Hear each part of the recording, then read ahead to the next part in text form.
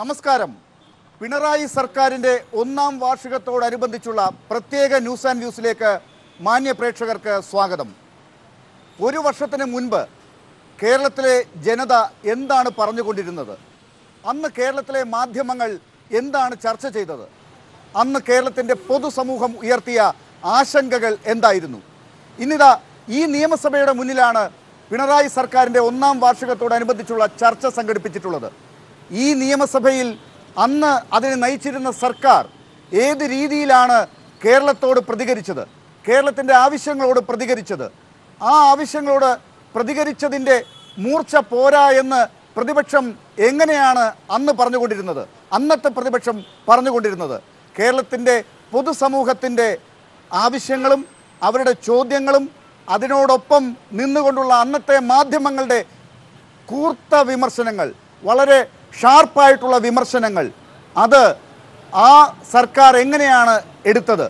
അന്നത്തെ പ്രതിപക്ഷം, ഇടതുമുന്നണി കേരളത്തിലെ ജനങ്ങളോട് വിഷമിക്കേണ്ട, ഇതെല്ലാം ശരിയാക്കി തരും, ഇതെല്ലാം ശരിയാകും, വിഷമിക്കാതിരിക്കൂ എന്ന് പറഞ്ഞത് എന്തുകൊണ്ടാണ്? ഇപ്പോൾ കാര്യങ്ങൾ ഏതുവരെ ശരിയായി? ഒരു വർഷം കഴിയുമ്പോൾ എത്രത്തോളം പ്രതീക്ഷയുണ്ട്? സൂചനകൾ എങ്ങോട്ടേക്കാണ്? ഈ ഘട്ടത്തിലെ ചർച്ചയിൽ നമ്മളോടൊപ്പമുള്ളത് കോൺഗ്രസ് നേതാവ് ശ്രീ സണ്ണി ജോസഫ് MLA, BJP നേതാവ് ശ്രീ VV രാജേഷ് MLA, അല്പസമയത്തിനകം CPM സംസ്ഥാന സെക്രട്ടേറിയറ്റ് അംഗം ആനത്തലവട്ടം ആനന്ദനും ഈ ചർച്ചയിൽ ചേരും. പൗര സമൂഹത്തിൽ നിന്ന് doctor George Onakkoor, Shri P Sreekumar, Shrimati MR Jayageetha എന്നിവരും ചർച്ചയിൽ ചേരുന്നു. ഏറ്റവും ആദ്യം ശ്രീ സണ്ണി ജോസഫ്, താങ്കൾ ഒരു വർഷം പൂർത്തിയാകുന്ന പിണറായി സർക്കാരിൻ്റെ പ്രതിപക്ഷത്തിൻ്റെ ഒരു വർഷം പൂർത്തിയാക്കിയ MLA ആണ്. എങ്ങനെ കാണുന്നു ഈ നിമിഷത്തെ? ഈ ഒരു വർഷക്കാലം കൊണ്ട് സർക്കാർ പ്രതീക്ഷയ്ക്ക് അനുസരിച്ച് ഉയർന്നിട്ടില്ല. എല്ലാം ശരിയാക്കും എന്ന തെരഞ്ഞെടുപ്പ് വാഗ്ദാനം ഏതെങ്കിലും ഒരു മേഖലയിൽ പൂർത്തീകരിച്ചു അല്ലെങ്കിൽ വിജയിച്ചു എന്ന് അവകാശപ്പെടാൻ സർക്കാരിന് സാധിക്കാത്ത സാഹചര്യമാണ്. സർക്കാരിനെ വിലയിരുത്താൻ ജനങ്ങൾക്ക് കിട്ടിയ ഒരു അവസരമാണ് മലപ്പുറം തെരഞ്ഞെടുപ്പിൽ കണ്ടത് എങ്കിൽ അവിടെ CPM സെക്രട്ടറി കോടിയേരി ബാലകൃഷ്ണൻ ഇത് സംസ്ഥാന ഭരണത്തെ കൂടി വിലയിരുത്തുന്ന തെരഞ്ഞെടുപ്പായിരിക്കും എന്ന് ആവർത്തിച്ചു പറഞ്ഞിട്ടും മലപ്പുറത്ത് ജനാധിപത്യ മുന്നണിക്ക് നില മെച്ചപ്പെടുത്താൻ സാധിച്ചു. LDFന് കഴിഞ്ഞ അസംബ്ലി തെരഞ്ഞെടുപ്പിൻ്റെ സ്ഥിതിയിൽ നിന്ന് പുറകോട്ട് പോകേണ്ടതായിട്ട് വന്നു. ഇനി നിയമകോടതിയുടെ വിലയിരുത്തലാണ് പരിശോധിക്കുന്നത് എങ്കിൽ നമുക്കറിയാം, ഏറ്റവും അവസാനം സുപ്രീം കോടതിയിൽ സർക്കാർ ദയനീയമായിട്ട് പരാജയപ്പെട്ടു. സെൻകുമാർ കേസിൽ ഒരു വിധി സർക്കാരിനെതിരെ ഉണ്ടായി എന്നത് മാത്രമല്ല, ആ വിധി നടപ്പിലാക്കുന്നതിൽ കേരള സർക്കാർ കാണിച്ച വലിയ കുറ്റകരമായിട്ടുള്ള അനാസ്ഥയും രാഷ്ട്രീയമായിട്ടുള്ള പകപോക്കലും സർക്കാരിന് കോടതിയിൽ പോയി സർക്കാരിന് വേണ്ടി ചീഫ് സെക്രട്ടറി നിരുപാധികം മാപ്പപേക്ഷിക്കുകയും 25,000 രൂപ ഒരു വലിയ സംഖ്യയല്ല, പക്ഷേ അതൊരു ഫൈനായിട്ട് തന്നെ അടച്ച് തലയുരേണ്ടി വരുന്ന ഒരു സാഹചര്യമാണ് കേരള സർക്കാരിനുണ്ടായിട്ടുള്ളത്. തൊട്ടതെല്ലാം പൊന്നാക്കും എന്ന് പറഞ്ഞ് അധികാരത്തിൽ വന്നവർക്ക് എല്ലാ മേഖലയിലും വിവാദങ്ങളാണ്. മുഖ്യമന്ത്രിയുടെ ഉപദേഷ്ടാക്കളെ നിയമിച്ചത് മുതൽ വിവാദങ്ങൾക്ക് പിറകെ വിവാദമാണ്. മാധ്യമ സുഹൃത്തുക്കൾ എങ്ങനെ സർക്കാരിനെ വിലയിരുത്തുന്നു? TJS ജോർജ് ഇടതുപക്ഷ മാധ്യമ പ്രവർത്തകനാണ്. അദ്ദേഹത്തിൻ്റെ വിലയിരുത്തൽ എന്താണ്? Humiliation after humiliation. ഈ സർക്കാർ ക്ഷണിച്ചു വരുത്തുന്ന അപവാദങ്ങൾ അല്ലെങ്കിൽ അപകീർത്തികരമായിട്ടുള്ള അവഹേളനപരമായിട്ടുള്ള നിലപാടുകൾ തന്നെയാണ് ഈ സർക്കാർ ആവർത്തിക്കുന്നത് എന്ന് പറഞ്ഞു. മുൻ മുഖ്യമന്ത്രി നയനാരുടെ മകൻ പറഞ്ഞെന്താണ്? അച്ഛൻ മുഖ്യമന്ത്രി ആയിരുന്ന കാലത്ത് ഇങ്ങനെ ആയിരുന്നില്ല കാര്യങ്ങൾ വിലയിരുത്തുന്നത് എന്ന് പറഞ്ഞു. MG രാധാകൃഷ്ണൻ, ഗോവിന്ദപ്പള്ളിയുടെ മകനും ഈ സർക്കാരിനെ വിലയിരുത്തിയത് ഇത് ശരിയായ പാതയിലല്ല, തെറ്റുകളുണ്ട്, തിരുത്തേണ്ട നിരവധി കാര്യങ്ങളുണ്ട് എന്ന് പറഞ്ഞു. പ്രധാനമായും ഒരു മേഖലയിൽ സ്ത്രീ പീഡനങ്ങൾ ഇല്ലാതാക്കുമെന്ന് പറഞ്ഞുകൊണ്ടാണ് ഈ സർക്കാർ അധികാരത്തിൽ വന്നത് എങ്കിൽ ഈ കഴിഞ്ഞ ഒരു വർഷക്കാലം കേരളത്തിൽ റെക്കോർഡ് സ്ത്രീ പീഡനങ്ങൾ നടന്ന ഒരു കാലഘട്ടമാണ്. പിഞ്ചു കുട്ടികൾ മുതൽ വന്യവയോധികരായിട്ടുള്ള അമ്മമാർ വരെ പീഡനങ്ങൾക്കിരയാകുന്ന ഏറ്റവും അപമാനകരമായ ഒരു കാലഘട്ടമാണ്. വാളയാറിലെ പെൺകുട്ടികൾ മരിക്കാനിടയായത്, ശരി, കുണ്ടറയിലെ പെൺകുട്ടി മരിച്ചത്, ഇതെല്ലാം സർക്കാരിനെതിരെ തിരിഞ്ഞു നിൽക്കുകയാണ്. മഹിജ എന്ന വീട്ടമ്മയ്ക്കേറ്റ ഏറ്റവും നിന്ദ്യമായ പെരുമാറ്റം ഈ സർക്കാരിനെ പ്രതിക്കൂട്ടിൽ നിർത്തുന്നു. മൂന്നാർ സംഭവം സർക്കാരിൻ്റെ മറ്റൊരു പരാജയത്തിൻ്റെ വിഷയമായിട്ട് നമുക്ക് കാണാൻ സാധിക്കും. ശരി, ഒരു വർഷക്കാലം എങ്ങനെയാണ് കാണുന്നത് ശ്രീ വി രാജേഷ്? ലാലി, നിയമസഭാ മന്ദിരത്തിന് മുമ്പിൽ നിന്നുകൊണ്ട് ചർച്ച നടത്തുമ്പോഴേക്കും ഒരു വർഷം കഴിയുന്ന സർക്കാരിനെ നമ്മൾ വിലയിരുത്തുമ്പോൾ എനിക്ക് തോന്നുന്നത് ഇവിടെ ഒരു ഭരണകൂടം ഉണ്ട് എന്നുള്ള വസ്തുതയാണ്. പക്ഷേ ഭരണം ആരംഭിച്ചോ എന്ന് സംശയിക്കേണ്ട ഒരു സാഹചര്യമാണ് നിലവിലുള്ളത്. ഞാൻ പോസിറ്റീവായി തന്നെയാണ് ഈ ചർച്ചയിൽ ഇടപെട്ടുകൊണ്ട് തുടങ്ങുന്നത്. ഈ ഗവൺമെൻറ് അധികാരത്തിൽ വന്നപ്പോഴേക്കും ഞങ്ങളൊക്കെ പ്രതീക്ഷിച്ചത് വളരെ നല്ല സംഘടനാ പ്രവർത്തന പാരമ്പര്യമുള്ള വ്യക്തിയാണ് മുഖ്യമന്ത്രിയായിട്ട് വന്നിട്ടുള്ളത്. അതോടൊപ്പം തന്നെ നല്ല ഭൂരിപക്ഷമുണ്ട്. ഈ ഗവൺമെൻറ്, കേന്ദ്ര ഗവൺമെൻറ് ഏതു തരത്തിലുള്ള സഹായ സഹകരണങ്ങളും കേരളത്തിന് അവകാശപ്പെട്ടത് എല്ലാം തന്നെ എത്രയും പെട്ടെന്ന് തന്നെ നൽകാൻ തയ്യാറായി നിൽക്കുന്നു. പ്രതിപക്ഷത്തിൻ്റെ ക്രിയാത്മകമായ പിന്തുണ, BJPയുടെ പിന്തുണ, നന്നായിട്ട് മുന്നോട്ട് പോകാൻ സാധിക്കുമെന്ന് ഞങ്ങൾ കരുതി. പക്ഷേ ഒരു 6-7 മാസം കഴിഞ്ഞപ്പോഴേക്കും ഈ സർക്കാരിന് ഒരു കളക്റ്റീവ് ഡിസ്കഷനോ നടത്തി ഒരു കളക്റ്റീവ് ഡിസിഷൻ എടുക്കുവാനുള്ള ഒരു ശേഷി ഇല്ല എന്ന്, നഷ്ടപ്പെട്ടൊന്നും എന്ന് തന്നെ ബോധ്യമായി. മറ്റൊന്ന്, ഞാനിപ്പോൾ ഒരു വ്യക്തിയിലേക്ക് ഫോക്കസ് ചെയ്യുകയില്ല. ഒരു സംഘടനാ പ്രവർത്തനത്തിൽ നല്ല പരിചയമുള്ള വ്യക്തിയാണ് ബഹുമാനപ്പെട്ട കേരള ഇപ്പോഴത്തെ മുഖ്യമന്ത്രിയെങ്കിലും അദ്ദേഹത്തിനൊരു മുഖ്യമന്ത്രിയുടെ അവസ്ഥയിലേക്ക് എത്തുവാൻ വേണ്ടി, മാനസികാവസ്ഥയിലേക്ക് എത്തുവാൻ വേണ്ടി ഏതൊക്കെയോ ഘടകങ്ങൾ തടസ്സമായി നിൽക്കുന്നതായിട്ട് ഒരു പൊതുപ്രവർത്തനം എന്ന നിലയ്ക്ക് ഞങ്ങൾ കാര്യങ്ങൾ വിലയിരുത്തുമ്പോഴേക്കും മനസ്സിലാക്കുന്നു. അത് ഞാൻ കണക്ട് ചെയ്ത് പറയാൻ ഉദ്ദേശിക്കുന്നത്, ഗവൺമെൻറ് കഴിഞ്ഞ ഒരു വർഷമായി എടുത്ത തീരുമാനങ്ങൾ, ഏറ്റവും പ്രധാനപ്പെട്ട എല്ലാ തീരുമാനങ്ങളിലും എന്തെങ്കിലുമൊക്കെ 2-3 കാര്യങ്ങൾ ഗവൺമെൻറ്റിനെ അല്ലെങ്കിൽ ഗവൺമെൻറ്റിനെ പ്രതിനിധീകരിക്കുന്നവർ പറയാനുണ്ടായേക്കാം. ഇപ്പോൾ വികസന പദ്ധതികളെന്നൊക്കെ പറയുമ്പോഴേക്കും. പക്ഷേ ഗവൺമെൻറ് എടുത്ത ഹരിശ്രീയെ കുറിച്ചുകൊണ്ട് ആദ്യം എടുത്ത DGPയെ മാറ്റുവാനുള്ള തീരുമാനം മുതൽ പരിശോധിച്ച് കഴിഞ്ഞാൽ നിർണായകമായ തീരുമാനങ്ങളിലൊക്കെ തന്നെ ഗവൺമെൻറ് പാളുന്നൊരവസ്ഥ കണ്ടു. മറ്റൊന്ന്, ഒരു തിരുത്തൽ ശക്തിയായിട്ട് രാഷ്ട്രീയത്തിൽ CPI പലപ്പോഴും കേരളത്തിൽ നിൽക്കാറുണ്ട് എന്നുണ്ടെങ്കിലും വളരെ നിർണായകമായ കേരളം ശ്രദ്ധിക്കുന്ന, കേരളത്തെ പിടിച്ചു നിർത്തേണ്ട പല വിഷയങ്ങളിലും ഗവൺമെന്റിന്റെ നിലപാടിന് ഘടകവിരുദ്ധമായി LDFിലെ പ്രമുഖ ഘടകകക്ഷിയായ CPIക്ക് നിലപാട് സ്വീകരിക്കേണ്ടി വന്നിരുന്നു. പിന്നെ ക്രമസമാധാന പ്രശ്നം, കണ്ണൂരിലെ ക്രമസമാധാന പ്രശ്നം ഉൾപ്പെടെ. അങ്ങനെ നോക്കുമ്പോൾ സർക്കാർ ഭരണം ഇനിയും ആരംഭിക്കേണ്ടിയിരിക്കുന്നു. ഉദ്യോഗസ്ഥന്മാരെ നിലയ്ക്ക് നിർത്തുവാൻ വേണ്ടിയുള്ള ശേഷിയും സർക്കാരിന് താരതമ്യേന കുറവാണെന്ന് വിലയിരുത്തി. ശ്രീ ആനത്തലവട്ടം ആനന്ദൻ, ഇപ്പോൾ BJPയും കോൺഗ്രസും ഈ സർക്കാരിൻ്റെ ഒരു വർഷത്തെ ഇങ്ങനെയാണ് നോക്കിക്കണ്ടത്. ഈ സർക്കാർ ഒരു വർഷം കൊണ്ട് എത്രത്തോളം അന്ന് പറഞ്ഞ രീതിയിൽ കാര്യങ്ങൾ ശരിയാക്കി വന്നിട്ടുണ്ട്, ഇനി എത്രത്തോളം പൂർണ്ണമായ ശരിയിലേക്ക് പോകാനുള്ള സൂചനകൾ നൽകുന്നുണ്ട്? എൻ്റെ 2 സുഹൃത്തുക്കളാണ് ഇവിടെ സംസാരിച്ചത്. മഞ്ഞനോവുള്ളവൻ കാണുന്നതെല്ലാം മഞ്ഞായി തോന്നുന്നു. അതുപോലെ CPMനോടും ഇടതുപക്ഷ മുന്നണിയോടും അലർജിയുള്ളവർ എന്ത് ചെയ്താലും കുറ്റം പറയണമെന്ന് ആഗ്രഹിക്കുന്ന ആളുകൾക്ക് പറയാവുന്നതിൽ കൂടുതലൊന്നും അവർ പറഞ്ഞിട്ടില്ല. പക്ഷേ ഈ ഗവൺമെൻറ് 957 അധികാരത്തിൽ വന്ന ഗവൺമെൻറ് തുടർച്ചയെന്നാണ് മുഖ്യമന്ത്രി തന്നെ അവകാശപ്പെടുന്നത്. ഈ കേരളം ആ തുടർച്ച പ്രതിഫലിപ്പിക്കുന്ന തരത്തിലാണ് കേരളത്തിൻ്റെ വളർച്ച. കേരളം പിറവിക്ക് ശേഷം ഇപ്പോൾ 60ാം വാർഷികം നമ്മൾ ആഘോഷിക്കുകയാണ്. 60 വർഷമായി. ഇതിൽ 40 വർഷം എൻ്റെ ഇടതുവശത്തിരിക്കുന്ന സ്നേഹിതൻ്റെ പാർട്ടി നേതൃത്വം കൊടുക്കുന്ന ഗവൺമെൻറ്റാണ് ഭരിച്ചത്. 20 വർഷമാണ് CPMും ഇടതുപക്ഷ പാർട്ടികളും ചേർന്നൊരു മുന്നണി ഭരിച്ചത്. ഈ 20 വർഷക്കാലത്തെ ഭരണത്തിൽ ഈ കേരളത്തിൽ വന്ന മാറ്റം എന്തെന്ന് ഞാൻ പറയാം. 40 വർഷത്തെ അവർ പറയട്ടെ, ഞാൻ അതിലേക്കൊന്നും കടക്കുന്നില്ല. ഇന്ന് കേരളം ഇന്ത്യൻ സംസ്ഥാനങ്ങളിൽ മുന്നിൽ നിൽക്കുന്ന ഒരു സംസ്ഥാനമെന്ന പദവി നേടിയിട്ടുണ്ട്. നമ്മൾ പറയുന്നതല്ല, ഇന്ത്യ ഗവൺമെൻറ് തന്നെ പറയുന്നുണ്ട്. ഇന്ത്യ ഗവൺമെൻറ് 2011 സെൻസസ് റിപ്പോർട്ട്, ഇനി 2021 വരും സെൻസസ്. ആ സെൻസസ് റിപ്പോർട്ടിൽ രാഷ്ട്രീയം, ഇടതുപക്ഷ രാഷ്ട്രീയം ഈ കേരളത്തെ നശിപ്പിച്ചോ നന്നാക്കിയോ എന്ന ചോദ്യത്തിന് മറുപടി പറയുന്നുണ്ട്. എല്ലാ മനുഷ്യനും ഒരു സ്വപ്നമാണ് കിടക്കാൻ 6 അടി മണ്ണും സ്വന്തമായ ഒരു കൂരയും. സെൻസസ് റിപ്പോർട്ടിൽ പറയുന്നു 96% ആളുകൾക്കും കേരളത്തിൽ കിടക്കാൻ ഒരു പിടി മണ്ണും സ്വന്തമായ ഒരു കൂരയുമുണ്ട്. ശേഷിക്കുന്ന ഇപ്പോൾ ഞങ്ങൾ കണക്കെടുക്കുമ്പോൾ 4-6 ലക്ഷം പേരുടെ സ്വന്തമായി വീടില്ലാത്തവരുണ്ട്. ഈ ഗവൺമെൻറ് ഇപ്പോൾ പറയുന്നു ഞങ്ങളുടെ കാലത്ത് തന്നെ വാസയോഗ്യമായ ഭവനം ഈ വീടില്ലാത്തവർക്ക് നൽകുമെന്ന് ഗ്യാരണ്ടി ചെയ്തുകൊണ്ട് ഇന്നലെ കൊല്ലത്ത് ആ വാസയോഗ്യമായ വീടുകൾ ഉണ്ടാക്കുന്നതിൻ്റെ ശിലാസ്ഥാപന കർമ്മവും നിർവഹിച്ചിരിക്കും. അപ്പോൾ ഈ ഗവൺമെൻറ് കാലാവധി കഴിയുമ്പോൾ 100% ആളുകൾക്കും സ്വന്തമായ ഒരു കിടപ്പാടമുണ്ടാകും. ഇന്ത്യയിലെ ഏതെങ്കിലും സംസ്ഥാനത്തുണ്ടെന്ന് പറയാമോ? BJP ഭരിക്കുന്നിടത്തുണ്ടോ? കോൺഗ്രസ് ഭരിക്കുന്നിടത്തുണ്ടോ? റീജിയണൽ പാർട്ടി ഭരിക്കുന്നിടത്തുണ്ടോ? ഇല്ല. അത് നേടിയ ഏക സംസ്ഥാനം ഈ കേരളമാണ്. അത് ഇടതുപക്ഷ ജനാധിപത്യ മുന്നണിയുടേതാണ്, CPMൻ്റേതാണ്. അതേപോലെ നിങ്ങൾക്ക് ആ സെൻസസ് റിപ്പോർട്ടിൽ തന്നെ കുറേ കണക്കുകൾ. ഇന്നലെ നമ്മുടെ ബഹുമാന്യനായ പ്രധാനമന്ത്രി പറഞ്ഞു വൈദ്യുതി എത്താത്ത ഗ്രാമങ്ങളിലൊക്കെ ഞാൻ വൈദ്യുതി എത്തിക്കുമെന്ന്. അപ്പം ഗ്രാമങ്ങളിലെത്തിയിട്ടില്ല. ഇവിടെ എന്താ സ്ഥിതി? 2-3% വീടുകളിൽ മാത്രമാണ് വൈദ്യുതി എത്താത്തത്. ബാക്കി എല്ലാ വീടുകളിലും വൈദ്യുതി എത്തി. എത്തിയെന്ന് മാത്രമല്ല, ഇപ്പോൾ ശേഷിക്കുന്ന വീടുകൾക്ക് ഈ വർഷം തന്നെ വൈദ്യുതി എത്തിക്കാനും അങ്ങനെ സമ്പൂർണ്ണ വൈദ്യുതീകരണം കേരളമാകെ നടപ്പാക്കാൻ ചെറ്റക്കുടിലിൽ പോലും വൈദ്യുതി പ്രകാശം കിട്ടുന്ന ഒരു സംവിധാനം കേരളത്തിൽ നേടി. ഏതെങ്കിലും സംസ്ഥാനത്ത് അങ്ങനെ ഉണ്ടോ? വേറെ ഇവരെല്ലാം ഭരിക്കുന്ന പാർട്ടി ഭരിക്കുന്ന സംസ്ഥാനങ്ങളിൽ ഇല്ല. കഴിഞ്ഞ കുറേ നാളുകളായി ടെലിവിഷനിലൊരു പരസ്യമുണ്ടായിരുന്നു. ഇപ്പം അത് നിർത്തിയിരിക്കുന്നു. കോടിക്കണക്കിന് രൂപ മുടക്കിയാണ് കേന്ദ്ര ഗവൺമെൻറ് ആ പരസ്യം നടത്തിയത്. ശൗചാലയം പെണ്ണ് കാണാൻ വരുന്ന ചെറുക്കൻ്റെ വീട്ടുകാരോട് പെണ്ണിൻ്റെ വീട്ടുകാർ ചോദിക്കുകയാണ്, നാത്തൂനെ ശൗചാലയം ഉണ്ടോ വീട്ടിൽ? അപ്പോഴാണ് നാത്തൂൻ പറയുന്നത്, അത് ഞങ്ങളങ്ങനെ ചിന്തിച്ചിട്ടില്ല. അപ്പോൾ പെണ്ണ് വീട്ടുകാർ പറയണേ, എന്നാൽ അത് ചിന്തിച്ചിട്ട് നമുക്ക് കല്യാണം ഉറപ്പിക്കാം.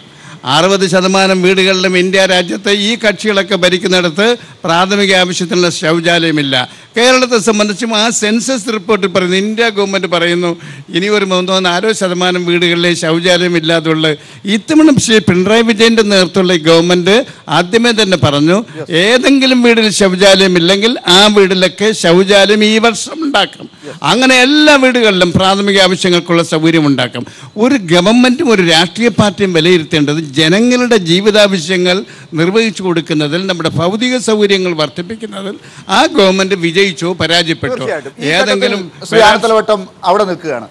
ഡോക്ടർ ജോർജ് ഓണക്കൂർ, കഴിഞ്ഞ 1.5 വർഷങ്ങൾക്ക് മുൻപ് വരെ അല്ലെങ്കിൽ 1 വർഷത്തിന് മുൻപ് വരെ കേരളം കേട്ട പരാതി എന്താണെന്നുള്ളത് ഇതുപോലെ തന്നെ ചരിത്രത്തിലില്ലാത്ത രീതിയിലുള്ള വലിയ വിമർശനങ്ങൾ നേരിട്ട ഒരു സമയമായിരുന്നു. ഈ നിയമസഭാ മന്ദിരത്തിൻ്റെ ജനാധിപത്യത്തിൻ്റെ കാവൽപുര എന്ന് പറയുന്ന ഈ നിയമസഭാ മന്ദിരത്തിൽ നിന്ന് കേൾക്കാൻ പാടില്ലാത്ത രീതിയിലുള്ള വാർത്തകൾ, ദുർഗന്ധമുണ്ടാകുന്നു എന്നുള്ള രീതിയിലേക്കുള്ള വിമർശനങ്ങൾ നടത്തിയത് പൊതുമാധ്യമങ്ങളും പൊതുസമൂഹവുമാണ്.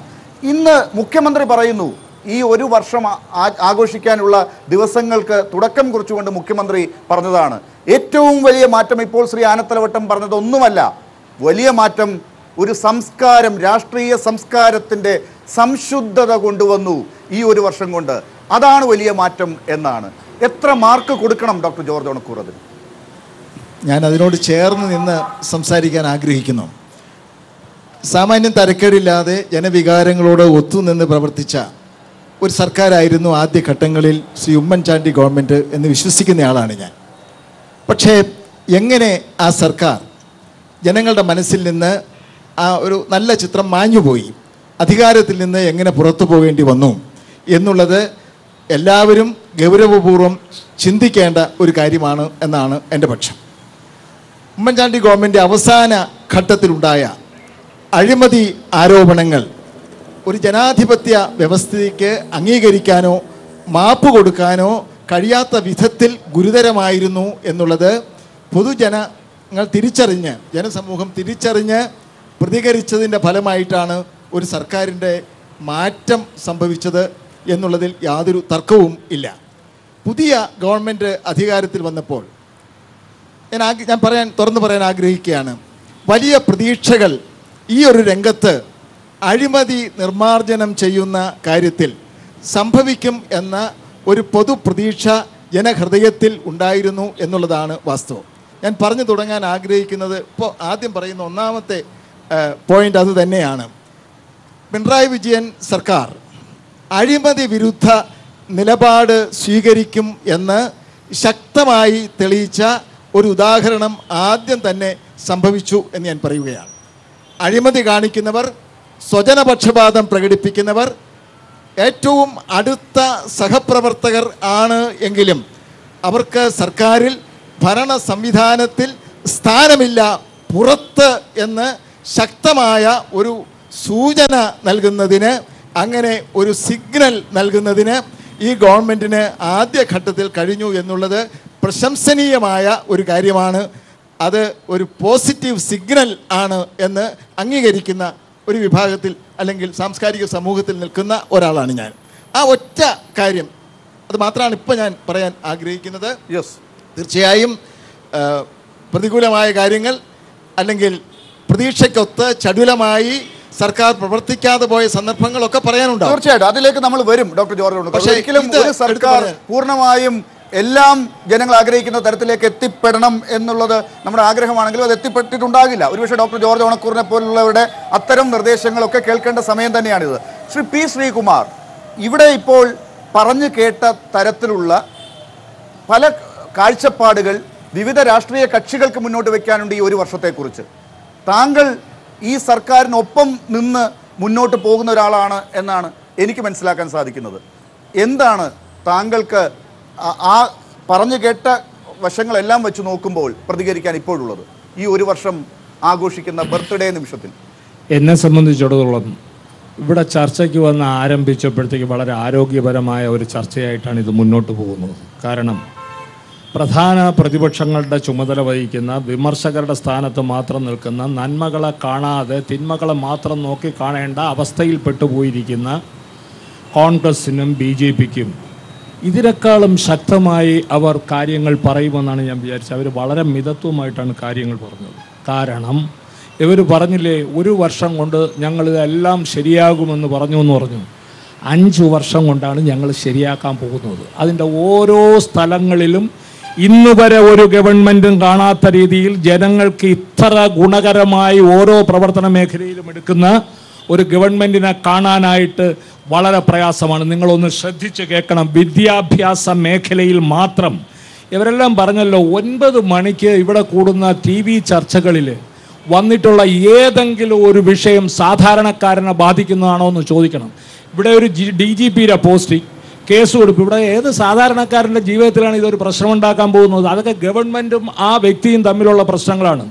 അത് മാത്രമല്ല, ഇവിടെ ചർച്ച ചെയ്യുന്ന ഏത് കാര്യം, ഒരു മന്ത്രിയുടെ വാക്ക് വീണുപോയി, ഒരു സ്ലിപ്പ് ഓഫ് ടങ് സംഭവിച്ചു പോയി, അത് ഈ കേരളത്തിലെ ജനതയെ എങ്ങനെയാണ് ബാധിക്കുന്നത്? അതൊരു പ്രശ്നമാണ് എന്നുള്ളതിൽ കവിഞ്ഞ് സാധാരണ ജനങ്ങളുടെ ഒരു പ്രശ്നത്തിനെ പറ്റിയും ഇവിടുത്തെ പ്രതിപക്ഷത്തിനോ മറ്റാർക്കും ഉയർത്തിക്കൊണ്ടുവരുവാനോ ഒരു ചർച്ച കൊണ്ടുവരുവാനോ ചൂണ്ടിക്കാണിക്കുവാനോ കഴിഞ്ഞിട്ടില്ല. മാത്രമല്ല, ഇവിടെ ഗവൺമെൻറ് നൽകുന്ന സ്ഥാനങ്ങൾ എന്തുകൊണ്ടാണെന്ന് എനിക്ക് മനസ്സിലാകുന്നില്ല. ഇവിടുത്തെ മീഡിയകൾ ഗവൺമെൻറ്റിനെതിരായി തിരിഞ്ഞു നിൽക്കുന്നത് കൊണ്ട് ജനങ്ങളിൽ എത്തിച്ചേരുന്നില്ല. വിദ്യാഭ്യാസ വകുപ്പിൻ്റെ ഒരു വർഷത്തെ നേട്ടം ക്ഷമിച്ചത് കേൾക്കണം. ഓരോ മണ്ഡലത്തിലും ഓരോ സ്കൂൾ മികവിൻ്റെ കേന്ദ്രമാക്കുന്നു. ഗവേഷണത്തിൽ മികവ് പുലർത്തുന്ന വിദ്യാർത്ഥികൾക്ക് തുടർ ഗവേഷണത്തിന് കൈരളി ഗവേഷണ അവാർഡുകൾ. പ്രീ പ്രൈമറി രംഗത്തെ പ്രശ്നങ്ങൾ പഠിച്ച് റിപ്പോർട്ട് സമർപ്പിക്കാൻ SCRTയെ ചുമതലപ്പെടുത്തി. എഞ്ചിനീയറിംഗ് വിദ്യാഭ്യാസ മേഖലയിൽ മെറിറ്റും സാമൂഹ്യ നീതിയും ഉറപ്പാക്കി. എഞ്ചിനീയറിംഗ് മാനേജ്മെൻറ്റ് സീറ്റിൽ പ്രവേശന പരീക്ഷ പാസ്സായവർക്ക് മാത്രമാക്കി. 1 മുതൽ 8 വരെയുള്ള ക്ലാസ്സിലെ എല്ലാ കുട്ടികൾക്കും സൗജന്യ യൂണിഫോം. സ്കൂൾ വിദ്യാർത്ഥികൾക്ക് സൗജന്യ ഇൻഷുറൻസ് പദ്ധതി. രക്ഷിതാക്കൾ മരണപ്പെട്ടാൽ കുട്ടികൾക്ക് സ്ഥിരമായി 50,000 രൂപ. തസ്തിക നഷ്ടപ്പെട്ട 4000-ലധികം അധ്യാപകരെ പുനർവിന്യസിച്ചു. കഴിഞ്ഞ സർക്കാർ അടച്ചുപൂട്ടാൻ ഉത്തരവിട്ട 4 സ്കൂളുകൾ സർക്കാർ ഏറ്റെടുത്തു. പാഠപുസ്തക വിതരണം സ്കൂൾ തുറക്കുന്നതിന് മുഴുവൻ വിദ്യാഭ്യാസത്തിന് മാത്രമാണ്. ഇനി വേറെ ഇനിയും പറയാനുണ്ട്. ഇത് വിദ്യാഭ്യാസത്തിന് മാത്രമാണ്, ആരോഗ്യത്തിന്റെ തുണ്ട് വേറെ ഉണ്ടോ? എല്ലാ കാര്യം ആരോഗ്യ മേഖലയെ പറ്റി പറയാനുണ്ട്. എല്ലാ കാര്യം എന്തിനാ അത് പറയണ്ട, നമുക്ക് സ്ത്രീ പീഡനത്തിനെ പറ്റി പറയാം. ഇവിടെ ഏത് മന്ത്രിയും ഏത് രാഷ്ട്രീയ നേതാവും ഒക്കെയാണ് മന്ത്രിമന്ദിരത്തിലും മറ്റുള്ളിടത്തും വിട്ട് സ്ത്രീ പീഡനം നടത്തിയിട്ടുള്ളത് ഈ ഗവൺമെൻറ്റിൻ്റെ കാലത്ത്? ലോകം പരന്നു കിടക്കുന്ന സ്ഥലത്ത്, വിവിധ വിധത്തിലുള്ള സാംസ്കാരികമായ ലെവലുകളുള്ളവരുള്ള സ്ഥലത്ത് പല തെറ്റുകളും ആവർത്തിക്കുമ്പോൾ നിയന്ത്രിക്കേണ്ടത് ഭരണകൂടത്തിൻ്റെ കടമ തന്നെയാണ്. അതിന് ശ്രമിക്കാനേ പറ്റുള്ളൂ. അല്ലാതെ കഴിഞ്ഞ കാലത്തുണ്ടായിരുന്നതുപോലെ മുഖ്യമന്ത്രി അടക്കമുള്ളവർ മന്ത്രിമന്ദിരങ്ങളിൽ വെച്ച് സ്ത്രീകളെ പീഡിപ്പിച്ച കഥ ശരിയാണോ തെറ്റാണോ കഥകൾ പാടി നടക്കുന്ന ഒരു കാലം ഇപ്പോഴുണ്ടോ? ആരാണ് അഴിമതി വാങ്ങിച്ച് കൂത്തരങ്ങിൽ വീട് സാമ്രാജ്യങ്ങൾ സൃഷ്ടിക്കുന്നതെന്നുണ്ടോ? MR ജയഗീത സ്ത്രീകളുടെ പ്രശ്നങ്ങൾ മാത്രമല്ല. MR ജയഗീതയാണ് ഇവിടെ ഇപ്പോൾ സ്ത്രീ പക്ഷത്ത് നിന്ന് പറയാനുള്ളതെങ്കിൽ കൂടി എനിക്കിപ്പോൾ സ്ത്രീകളുടെ മാത്രം കാഴ്ചപ്പാടല്ല ശ്രീമതി MR ജയഗീതയിൽ നിന്ന് അറിയേണ്ടത്. ഇവിടെ ഇപ്പോൾ പൊതു രാഷ്ട്രീയത്തിൽ കഴിഞ്ഞ കുറേ കാലങ്ങളായി ഈ സംസ്ഥാനത്ത് ജീവിക്കുന്ന മനുഷ്യർക്ക് കഴിഞ്ഞ ഒരു വർഷം കൊണ്ട് എന്ത് മാറ്റമുണ്ടായി എന്ന ചോദ്യം ഉയരുമ്പോൾ എന്ത് MR ജയഗീത പറയും? എന്നെ സംബന്ധിച്ച് ഇപ്പോൾ നിലവിൽ ഭരിക്കുന്ന LDF സർക്കാരിൻ്റെ ഭരണ നേട്ടങ്ങളെ സംബന്ധിച്ച് നോക്കുമ്പോൾ സ്വാഭാവികമായും ഇവിടെ പ്രതിപക്ഷ കക്ഷികളായിരിക്കുന്ന 2 ബഹുമാന്യ വ്യക്തികളും പറഞ്ഞതിനും അപ്പുറത്തേക്ക് ബഹുമാനപ്പെട്ട ശ്രീകുമാർ സാർ പറഞ്ഞതുപോലെ നമ്മളെപ്പോഴും ഒരു നാടിൻ്റെ വികസനം അതിൻ്റെ ഭരണ നേതൃത്വത്തെ അസസ് ചെയ്യുമ്പോൾ, വിശകലനം ചെയ്യുമ്പോൾ ജനങ്ങൾക്ക്, സാധാരണ ജനങ്ങൾക്ക്, തൊഴിലാളികൾക്ക്, അതുപോലെ തന്നെ സ്ത്രീകൾക്ക്, രോഗികളായിട്ടുള്ളവർക്ക്, അതുപോലെ തന്നെ വിദ്യാഭ്യാസ രംഗത്ത്, ആരോഗ്യ രംഗത്ത്, ഇങ്ങനെ പ്രധാനപ്പെട്ട മേഖലകളിൽ എന്തൊക്കെ വികസന പ്രവർത്തനങ്ങളാണ് അവർ ഭരണത്തിൽ വരുന്നതിന് മുൻപ് വാഗ്ദാനം ചെയ്തത്, അതൊക്കെയാണ് ശരിയാക്കുമെന്ന് പറഞ്ഞത്. എല്ലാം ശരിയാക്കുമെന്ന് പറഞ്ഞാൽ ഉദ്യോഗസ്ഥ തലത്തിലുള്ള അഴിച്ചുപണികളോ അവരുടെ ട്രാൻസ്ഫറോ മറ്റുള്ള കാര്യങ്ങൾക്കും അപ്പുറത്തേക്ക് അടിസ്ഥാന സൗകര്യ വികസനം, അതുപോലെ തന്നെ അടിസ്ഥാനപരമായി ജനങ്ങളുടെ നന്മ, ഇതിനെ ലാക്കാക്കിക്കൊണ്ടുള്ള ഒരു വർഷത്തെ പ്രവർത്തനത്തെ മാത്രമാണ് നമ്മളിപ്പോൾ അസസ് ചെയ്യുന്നത്. ഈ ഒരു വർഷം എന്ന് പറഞ്ഞാൽ മുഴുവൻ 5 വർഷത്തിൻ്റെ ഒരു ഭാഗം മാത്രമേ ആയിട്ടുള്ളൂ. എല്ലാം ശരിയാക്കാം എന്ന് പറഞ്ഞ് തുടങ്ങിയിട്ടുണ്ട്. ജോർജ് ഓണക്കൂർ സാർ പറഞ്ഞതുപോലെ ഇനി എങ്ങനെ ആയിത്തീരും എന്നതിനെ സംബന്ധിച്ച് നമ്മളുമൊക്കെ വ്യാകുലപ്പെടുന്നുണ്ട്. പക്ഷേ എങ്കിൽ കൂടി ഒരു വർഷം കൊണ്ട് കടന്നു വന്ന ഒരു സർക്കാർ അഴിമതിയുടെ കാര്യത്തിലോ അല്ലെങ്കിൽ സ്വജനപക്ഷപാതത്തിൻ്റെ കാര്യത്തിലോ അത്തരത്തിലുള്ള സ്ത്രീകളും അല്ലെങ്കിൽ കുട്ടികളും പീഡിപ്പിക്കപ്പെടുന്ന എണ്ണം എടുത്തിട്ട് നമുക്കൊരു സർക്കാരിൻ്റെ നേട്ടത്തെ വിശകലനം ചെയ്യാൻ കഴിയില്ല. അത് വളരെ ബാലിശമായൊരു വാദഗതിയായിട്ടാണ് എനിക്ക് തോന്നുന്നത്. കാരണം സ്ത്രീ പീഡനമെന്നോ അല്ലെങ്കിൽ മനുഷ്യ പീഡനങ്ങളോ എന്നത് ഇന്നും ഇന്നലെയും തുടങ്ങിയതല്ല. അപ്പോൾ ചോദിക്കും നമ്മൾ ഇത്തരം പീഡനങ്ങളെ രാഷ്ട്രീയവൽക്കരിച്ചിട്ടുണ്ടല്ലോ എന്ന്. അതിനും ഞാൻ എതിരാണ്.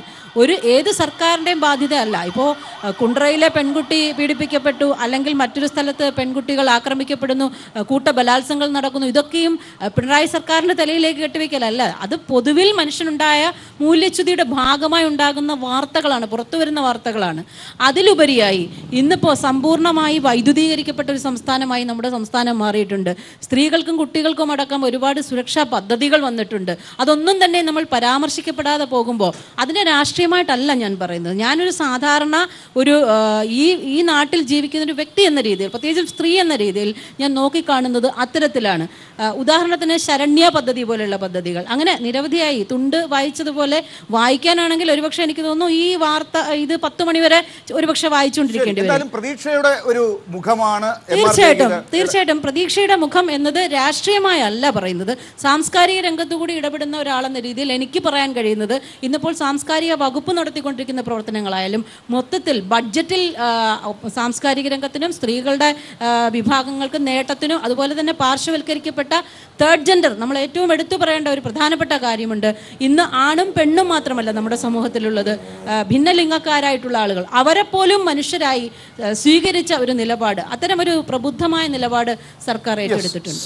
ശ്രീ സണ്ണി ജോസഫ്, ഒരു പക്ഷേ ഈ കാര്യങ്ങളിൽ താങ്കൾ നേരത്തെ പറഞ്ഞ പലതരത്തിലുള്ള വിമർശനങ്ങളും പരാതികളും മാധ്യമ ചർച്ചകളും ഒക്കെ കഴിഞ്ഞ ഒരു വർഷം പതിവില്ലാത്ത വിധം കണ്ടതാണ് കേരളം എന്നുള്ളതിനെ പ്രതിപക്ഷം വീണ്ടും വീണ്ടും പറയുന്നതിനപ്പുറം ഇവിടെ ഇപ്പോൾ പറഞ്ഞ ആർദ്രം പദ്ധതി, അതല്ലെങ്കിൽ ആരോഗ്യ രംഗത്തെ മറ്റു പദ്ധതികൾ, ഭവനം എല്ലാവർക്കും കൊടുക്കുന്ന പദ്ധതികൾ, അങ്ങനെ ലിസ്റ്റ് ഇവിടെ പലർക്കും പൂർത്തീകരിക്കാൻ ഞാൻ സമയം കൊടുത്തിട്ടില്ല. അങ്ങനെയുള്ള കാര്യങ്ങൾ പിണറായി സർക്കാരിൻ്റെ ഒരു വർഷത്തിൽ നിൽക്കുമ്പോൾ നിങ്ങൾ പറയുന്നത് എന്താണ്? ഈ കഴിഞ്ഞ ഒരു വർഷം ഞങ്ങൾ തുടങ്ങിവെച്ച, ഞങ്ങൾ ഉദ്ഘാടനം ചെയ്ത മെട്രോ വീണ്ടും ഉദ്ഘാടനം ചെയ്തു എന്ന് പറയാം, ഞങ്ങളുടെ കണ്ണൂർ എയർപോർട്ട് ഉദ്ഘാടനം ചെയ്തത് വീണ്ടും ഉദ്ഘാടനം ചെയ്യാൻ പോകുന്നു എന്ന് പറയാം. അതെല്ലാം മാറ്റിവെച്ചാലും ഇല്ലേ ഇങ്ങനെ ഒരു ലിസ്റ്റ്? ഇല്ലില്ല. ഇത് ഒന്ന്, ഞങ്ങൾ പ്രതിപക്ഷം കേവലം രാഷ്ട്രീയമായിട്ടല്ല, സ്ത്രീപീഡനങ്ങളൊക്കെ ഇപ്പോൾ ജനറലായിട്ട് കാണുന്നത് വളരെ ഒരു പുതിയ പ്രവണതയാണ്. കഴിഞ്ഞ കാലത്ത് എന്തായിരുന്നു? അതുപോലെ അഴിമതിയെക്കുറിച്ച് ഇപ്പോൾ ആദ്യം പറഞ്ഞു. അഴിമതിയെക്കുറിച്ച് ഇടതുപക്ഷത്തിന് എന്തെങ്കിലും പറയാൻ അവകാശമുണ്ടോ? VS Achuthanandan കൂട്ടിലടച്ച R. ബാലകൃഷ്ണപിള്ളയെ രാജ്യത്തെ ഏറ്റവും അഴിമതി ഇല്ലാത്ത സംസ്ഥാനം എന്ന അവാർഡാണ് ഇപ്പോൾ. അതിൽ ഇടതുപക്ഷത്തിന് എന്ത് അവകാശപ്പെടാൻ സാധിക്കും? അവര് കൂട്ടിലടച്ച R. ബാലകൃഷ്ണപിള്ളയെ അവര് തന്നെ ഇപ്പം മുന്നോക്ക കോർപ്പറേഷന്റെ ചെയർമാനാക്കി. VS-നും ബാലകൃഷ്ണപിള്ളയ്ക്കും ഒരേ ക്യാബിനറ്റ് റാങ്കാണ്. അവർ ബാർക്കോഴ കേസിൽ ഇവിടെ ബഡ്ജറ്റ് ചർച്ചയിൽ എന്തായിരുന്നു? ബഡ്ജറ്റ് അവതരണ ദിനത്തിൽ 2013 മാണിസാറിനെതിരെ ഉണ്ടായ സംഭവങ്ങൾ എന്തായിരുന്നു? ഇപ്പൊ അവര് കുറ്റം ആരോപിക്കാതെ മാണിസാറിന്റെ പുറകെ നടക്കുകയാണ് ഇടതുപക്ഷം. തീർച്ചയായിട്ടും എനിക്ക് സംസാരിക്കാനുണ്ട്. ആദ്യം ഞാൻ പറഞ്ഞ കാര്യങ്ങൾ, ഇവിടെ പറഞ്ഞ കാര്യത്തിന് ഒരു മറുപടി ഉണ്ടല്ലോ, മറുപടി ഉണ്ട്. ഒന്ന്, അഴിമതി സംബന്ധിച്ച് സർക്കാരിന് ഒന്നും അവകാശപ്പെടാനില്ല. ഒന്ന്, 2 മന്ത്രിമാർ രാജിവെച്ചു. EP ജയരാജൻ പരസ്യമായിട്ടുള്ള വ്യക്തമായിട്ടുള്ള പക്ഷപാതമാണ്, സ്വജനപക്ഷപാതമാണ്.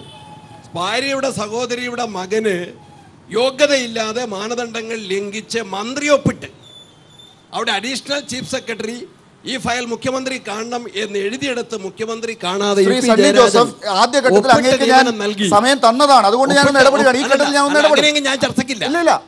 രണ്ടാം ഘട്ടത്തിൽ ഞാൻ അങ്ങയോട് തന്നെ ചോദിക്കാം, ക്ലാരിഫൈ ചെയ്യാം. ഞാൻ എന്റെ ചോദ്യം ഇതാണ്, ഒരുപക്ഷെ ശ്രീ ജയരാജൻ ചെയ്തത് തെറ്റോ ശരിയോ എന്നുള്ളതൊക്കെ അവിടെ നിൽക്കട്ടെ, അത് പാർട്ടി കണ്ടെത്തിയിട്ടുണ്ട്, മറ്റ് അന്വേഷണം നടക്കുന്നു. പക്ഷെ അതിൽ നടപടിയെടുത്ത സർക്കാരാണ് ഇത്. ഡോക്ടർ ജോർജ് ഓണക്കൂർ 10-ന് 10 മാർക്ക് കൊടുത്തത് ആ ഒരു സംഭവത്തിലാണ്. അവിടെയാണ് ലാല ജനങ്ങളുടെ കണ്ണിൽ പൊടിയിടുക. എന്തായിരുന്നു അസംബ്ലി സമ്മേളനത്തിന്റെ തൊട്ട് മുമ്പാണ് ജയരാജൻ കേസ്. ജയരാജൻ രാജിവെക്കാതെ കേരള അസംബ്ലിയെ ഫേസ് ചെയ്യാൻ സാധിക്കുമോ? AK ശശീന്ദ്രൻ രാജിവെക്കാതെ കേരളത്തിലെ ജനങ്ങളെ ഫേസ് ചെയ്യാൻ കാലങ്ങളിൽ എത്ര നിയമസഭകളിൽ സർക്കാർ അങ്ങനെ ഫേസ് ചെയ്തിരിക്കുന്നു. ഉണ്ടായ സംഭവങ്ങളിൽ ഗണേശ് രാജിവെച്ചു, മാണിസാർ രാജിവെച്ചു. ഉണ്ടായ സംഭവങ്ങളിൽ രാജിവെച്ച കെ ബാബു തിരിച്ചു വന്നു. അത് ബാബുവിന്റെ വ്യത്യാസമാണ്, കോടതിയാ പറഞ്ഞത്. ബാബുവിന്റെ കേസ് വളരെ വ്യത്യാസമാണ്. ഞാൻ അതിലേക്ക് പോകുന്നില്ല. പോകാൻ സമയമുണ്ടെങ്കിൽ ഈ പറഞ്ഞ 1 മണിക്കൂർ എനിക്ക് തന്നാൽ തീരാത്ത കാര്യങ്ങൾ എനിക്കും പറയാനുണ്ട്. ഈ സർക്കാരിന്റെ പരാജയത്തിന്റെ കാര്യം എൻ്റെ ബഹുമാന്യ സ്നേഹിതൻ ആനത്തലവട്ടം പറഞ്ഞു. സമ്പൂർണ്ണ വൈദ്യുതീകരണം ഇത് 1 മാസം അല്ലെങ്കിൽ ഈ 1 കൊല്ലക്കാലം കൊണ്ട് ഉണ്ടാക്കിയതാണ്. എൻ്റെ നിയോജക മണ്ഡലത്തിൽ കഴിഞ്ഞ 5 വർഷക്കാലം കൊണ്ട് കേന്ദ്ര ഗവൺമെൻറ്റിൻ്റെ RGGVY രാജീവ് ഗാന്ധി ഗ്രാമീണ വൈദ്യുതീകരണ പദ്ധതി പ്രകാരം 9 കോടി രൂപ ആര്യാടൻ മുഹമ്മദ് സംസ്ഥാന മന്ത്രിയും KC വേണുഗോപാൽ കേന്ദ്രമന്ത്രിയുമായിരുന്നപ്പോൾ 9 കോടി രൂപ അനുവദിച്ചിട്ടാണ് എൻ്റെ നിയോജക മണ്ഡലത്തിലെ ഗ്രാമങ്ങളിൽ വൈദ്യുതി എത്തിച്ചത്.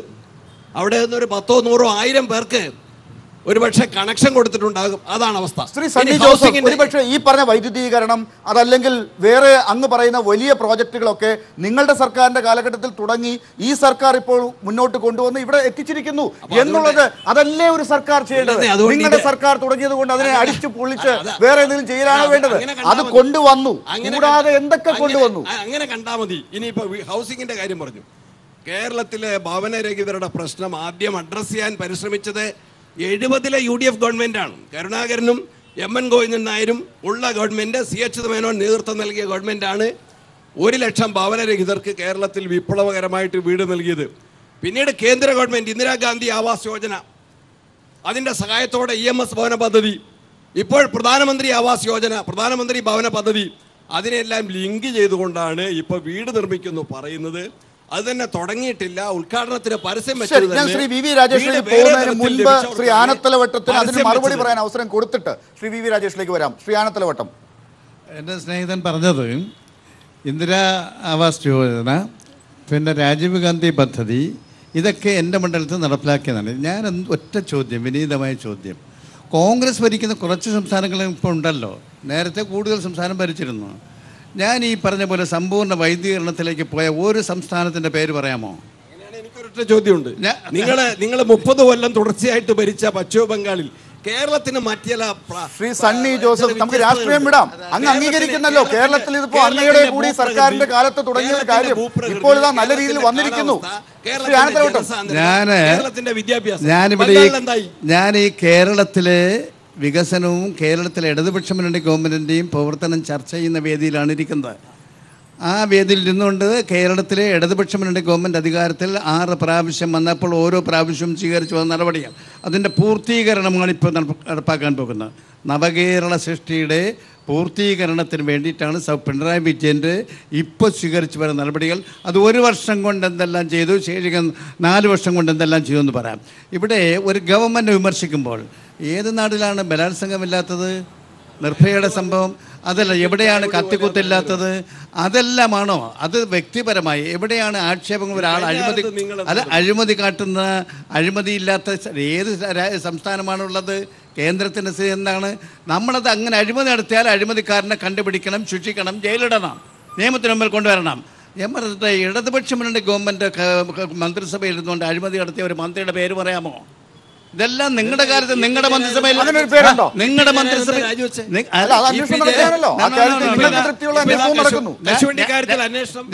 ഞാൻ അന്ന് ചോദിക്കട്ടെ, ഈ മന്ത്രിമാരെല്ലാം ഞാൻ പറയട്ടെ, ഞാൻ ചോദിക്കട്ടെ, കെ മാണി എവിടെ ഇരുന്നുണ്ട് അഴിമതി നടത്ത്? നിങ്ങളുടെ കൂടെ ഇരുന്നുണ്ടല്ലേ അഴിമതി നടത്തി? ഞങ്ങളെ ഇല്ല ഇല്ല ഇല്ല ഞാൻ സുഹൃത്തെ ക്ഷമയോടിരിക്കൂ. അഴിമതി കാട്ടിയാൽ അഴിമതിക്കെതിരായിട്ടുള്ള എല്ലാ നടപടികളും സ്വീകരിക്കും ഇടതുപക്ഷ മുന്നണി. ഞങ്ങളുടെ മനസ്സിൽ വരുന്ന അഴിമതി കാട്ടിയാൽ ചെവിക്ക് പിടിച്ച് പുറത്താക്കും. നിങ്ങളുടെയിലാണെങ്കിൽ അഴിമതി നടത്താൻ സൗകര്യം. ആ മാണിയെ അഴിമതിക്കെതിരെ കേസ് എടുത്തിട്ടുണ്ട്. കേസ് പറഞ്ഞിരിക്കുന്നത് അഴിമതി സംരക്ഷിക്കാനൊന്നും ആരും പോണില്ല. ഇല്ല, ഞങ്ങളുടെ സമീപനം അഴിമതി നടത്തിയാൽ ജയിലിൽ കിടണം. ബാലകൃഷ്ണപിള്ള, നിങ്ങൾ പറഞ്ഞൊരു കേസ് ബാലകൃഷ്ണപിള്ളയാണ്. ക്ഷമയോടിരിക്കും. ഞാൻ സഖാവ് സുഹൃത്ത് പറഞ്ഞപ്പോൾ മിണ്ടിയില്ലല്ലോ. ഞാൻ പറയട്ടെ, ബാലകൃഷ്ണപിള്ള ആരുടെ കൂടെ ഇരുന്ന് അഴിമതി നടത്തിയത്? നിങ്ങളുടെ കൂടെ അല്ലേ ഇരുന്ന് നടത്തിയത്? ആ ബാലകൃഷ്ണപിള്ളയെ അഴിമതിക്കെതിരായി ജയിലടയ്ക്കാനുള്ള യുദ്ധം നടത്തിയത് ഇടതുപക്ഷ മുന്നണി തന്നെയാണ്. ഞാൻ പറയട്ടെ, ഞാനൊന്ന് പറഞ്ഞോട്ടെ. അഴിമതി നടത്തിയപ്പോൾ അഴിമതിക്കെതിരായി യുദ്ധം നടത്തി ശിക്ഷിച്ച് ജയിലിലിട്ടു. അതിൽ സന്ധിയില്ല. എന്തായാലും കൂട്ടുകൂടി ബാലകൃഷ്ണപിള്ള ഇനി ചീത്തയാൻ തയ്യാറല്ല. ഇവിടെ വന്ന് ബാലകൃഷ്ണപിള്ള അഴിമതി നടത്തിയാലും KM മാണി അഴിമതി നടത്തിയാലും ഞങ്ങളുടെ നിലപാട് ഇത് തന്നെ. ശ്രീ VV രാജേഷ്, സണ്ണി ജോസഫിനുള്ള ഒരേ ഒരു പരാതി അവരുടെ സർക്കാരിന്റെ കാലഘട്ടത്തിൽ ഉള്ള കാര്യങ്ങൾ കൂടി എടുത്തതാ ഇങ്ങോട്ടേക്ക് കൊണ്ടുവന്ന് ഒരു പൂർത്തീകരണത്തിലേക്ക് ഈ സർക്കാർ പോകുന്നു എന്നുള്ളത് കൂടിയാണ്. അദ്ദേഹത്തിന് മറ്റു പരാതിയുണ്ട്, ഞാൻ ഇല്ലാന്ന് പറഞ്ഞില്ല. ശ്രീ VV രാജേഷിനും അതാണോ പരാതി? കേന്ദ്ര സർക്കാരിന്റെ കാര്യങ്ങൾ എടുത്തു വെച്ച് ഇവർ എന്തൊക്കെ ഇവിടെ നന്നാക്കി വിടുന്നു, ആ പരാതിയാണോ VV രാജേഷിനുള്ളത്? അല്ല, കേന്ദ്ര സർക്കാർ പദ്ധതികൾ കേരളത്തിൽ ജനങ്ങൾക്ക് പ്രയോജനപ്പെടുത്തി വിടുന്നു എന്നുള്ളതിൻ്റെ പരാതിയല്ല. എൻ്റെ ഏറ്റവും വലിയ സന്തോഷമുള്ളൊരു കാര്യം തന്നെയാണ്. കാരണം കേന്ദ്ര സർക്കാരിൻ്റെ പദ്ധതികൾ, ഏറ്റവും സാധാരണക്കാരായ ജനങ്ങളിൽ എത്തേണ്ട പദ്ധതികൾ സംസ്ഥാന സർക്കാർ വഴിയാണ് നടപ്പിലാക്കേണ്ടത്. അത് എല്ലാ പദ്ധതികളും നടപ്പിലാക്കുന്നില്ല എന്നുള്ളതാണ് എൻ്റെ പരാതി. അവിടെ ഇപ്പോൾ നിങ്ങളുടെ സർക്കാർ വന്ന കാലത്തുള്ളതായിരിക്കാം ചിലപ്പോൾ ഇവർ ഒഴിവാക്കുന്നത്. അതിന് മുമ്പേ ഇവിടെ കാലങ്ങളായി കീഴ്വഴക്കങ്ങളിലൂടെ തുടർന്നു പോകുന്ന കാര്യങ്ങൾ ശ്രീ സണ്ണി ജോസഫിന്റെ പാർട്ടിയൊക്കെ തുടങ്ങി വെച്ചതായിരിക്കാം ഇപ്പോൾ ഇവിടെ നടത്തിക്കൊണ്ടു പോകുന്നത്. നിങ്ങൾക്ക് മാത്രം അവകാശപ്പെടാൻ പറ്റാത്തതായി മാറുന്നുണ്ടോ? ലാൽ, സർക്കാർ തുടർച്ചയാണ്. സർക്കാർ എന്ന് പറയുന്നത് തുടർച്ചയാണ്. ഇപ്പൊ സണ്ണി ജോസഫ് ഇല്ല ലാൽ, ഞാൻ പറഞ്ഞു ലാൽ, ഇവിടെ മൂന്ന് ഇടതുപക്ഷ സഹയാത്രികർ, ആനത്തലവട്ടൻ മെയിൻ സ്ട്രീം വർക്കറും 2 ഇടതുപക്ഷ സഹയാത്രികരും ഉണ്ട്. ഒന്നാമതേ ലാൽ എനിക്ക് തരുന്ന സമയം വളരെ കുറവാണ്. അതിനിടയിൽ ഞാനൊന്ന് പറഞ്ഞോട്ടെ, ഞാൻ കംപ്ലീറ്റ് ചെയ്ത് ലാലോടാ. അവർ 3 പേർ പറയുകയാണ്, ഒരുപക്ഷെ ആനത്തലവട്ടത്തേക്കാൾ വളരെ ആത്മാർത്ഥമായിട്ട് ശ്രീകുമാർജിയും അതോടൊപ്പം തന്നെ പറയാൻ പറ്റുന്ന രീതിയിൽ ജയഗീത മാഡം ഹാൻഡിൽ ചെയ്യുന്നുണ്ട് കാര്യങ്ങൾ. അല്ല, ഞാൻ ജോർജ് ഓണക്കൂർ സാറിനെ കുറിച്ച് കേരളത്തിന് അറിയാമല്ലോ, മലയാളി സമൂഹത്തിന് മുഴുവനും അറിയാമല്ലോ. സാർ ഒരു നിലവാരത്തിൽ നിന്ന് കാര്യങ്ങൾ കൈകാര്യം ചെയ്യുന്ന ഒരു ഗുരുനാഥനാണ്. ഓണക്കൂർ സാറിന്റെ മാന്യതയ്ക്ക് അല്ല, അദ്ദേഹത്തിന് പറയാൻ സാധിക്കുന്ന ഭാഷയിൽ, ഓണക്കൂർ സാറിൽ നിന്നും കേരളം പ്രതീക്ഷിക്കുന്ന ഭാഷയിൽ അദ്ദേഹം പറഞ്ഞു. എല്ലാവർക്കും അത് മനസ്സിലായിട്ടുണ്ട്. ഇനി ഞാൻ പറയട്ടെ, ഞങ്ങളൊക്കെ പച്ചയായ രാഷ്ട്രീയം പറയാൻ വേണ്ടി ജീവിതം മാറ്റി വെച്ചിരിക്കുന്നത്. ഞാൻ കംപ്ലീറ്റ് ചെയ്യട്ടെ. എനിക്ക് ശ്രീകുമാർജി പറഞ്ഞ കാര്യത്തിലാണ്, ലാലിന്റെ ചോദ്യത്തിലേക്ക് വരാം, ഇനി സമയം തരണം. എനിക്ക് അത്ഭുതം തോന്നുന്നത്, ഞങ്ങളുടെ പാർട്ടിയുടെ മന്ത്രിമാരൊന്നും പീഡിപ്പിച്ചിട്ടില്ല. അതാണ് ഈ സർക്കാരിൻ്റെ ഏറ്റവും വലിയ ക്രെഡിറ്റ് എന്ന് പറയുന്ന ഒരു ചർച്ചയിൽ ഞാനെന്ത് മറുപടി പറയാനാ? സത്യപ്രതിജ്ഞ ചെയ്യുമ്പോഴേക്കും പീഡിപ്പിച്ചില്ല എന്ന് പറഞ്ഞ് സത്യപ്രതിജ്ഞ ചെയ്ത് അധികാരമേറ്റ പോലെയാണ് പറയുന്നത്. UDF ഗവൺമെൻറ് പലതും ചെയ്തിട്ടുണ്ടാകാം. അതുമായി കമ്പയർ ചെയ്ത് ഞങ്ങൾ അവർക്കാൾ മിടുക്കരാണെന്ന് പറയുകയാണെന്നുണ്ടെങ്കിൽ ഈ ചർച്ച മുന്നോട്ട് പോവുകയില്ല. മറ്റൊന്ന്, അദ്ദേഹം ഇപ്പോൾ തുണ്ടെഴുതി വെച്ച് വായിച്ചു. അങ്ങനെ നമ്മൾ അസംബ്ലിയുടെ സമയം മാറ്റിയത് ഉൾപ്പെടെ വായിച്ചു കഴിഞ്ഞാൽ നമുക്ക് ഒരുപാട് തുണ്ട്, 21 ഡിപ്പാർട്ട്മെൻറ്റിൽ ഒരുപാട് തുണ്ട് വായിക്കാനുണ്ട്. തുണ്ട് അവിടെ ഇരിക്കട്ടെ. അദ്ദേഹം പറയുകയാണ്, DGPയെ മാറ്റിയത് സാധാരണക്കാരനെ എങ്ങനെ ബാധിക്കുക? ഞാൻ ചോദിക്കട്ടെ, ക്രമസമാധാന പ്രശ്നം, പോലീസിങ്, ക്രമസമാധാന പ്രശ്നം, അതാണ് ഒരു സമൂഹത്തിലെ ഏറ്റവും വലിയ പ്രശ്നം. അവിടെ ഈ ഗവൺമെൻറ് എടുത്ത തീരുമാനം അത് ഏറ്റവും സാധാരണക്കാരെ, ജനിക്കാൻ പോകുന്ന കുഞ്ഞിനെ വരെ ബാധിക്കുന്ന പ്രശ്നമാണ്. ആ തീരുമാനത്തിൽ ഗവൺമെന്റ് പരാജയപ്പെട്ടു. ആനത്തലവട്ടം ചോദിച്ചു, ബഹുമാനപ്പെട്ട നയനാർ സഖാവ് മുമ്പ് ചോദിച്ചു.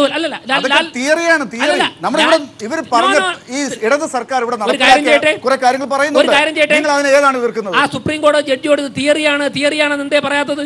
അത് തിയറിയാണെന്നെങ്കിൽ അവിടെ പറയാത്തത്. ആനത്തലവട്ടം പറഞ്ഞു, ബലാത്സംഗം എല്ലാ സ്ഥലങ്ങളിലും നടക്കുകയില്ലേ? അത് ചോദ്യമാണ്, നമുക്ക് ഇല്ലെന്ന് പറയാൻ സാധിക്കില്ല. പക്ഷേ ബലാത്സംഗം നടന്ന് മൈനർ പെൺകുട്ടിയെ ബലാത്സംഗം ചെയ്തതിൻ്റെ പരാതി കൊടുത്തിട്ട് 3 മാസമായി FIR എടുക്കാത്തത് പിണറായി വിജയൻ്റെ കീഴിൽ കുണ്ടറ മാത്രമേ ഉള്ളൂ.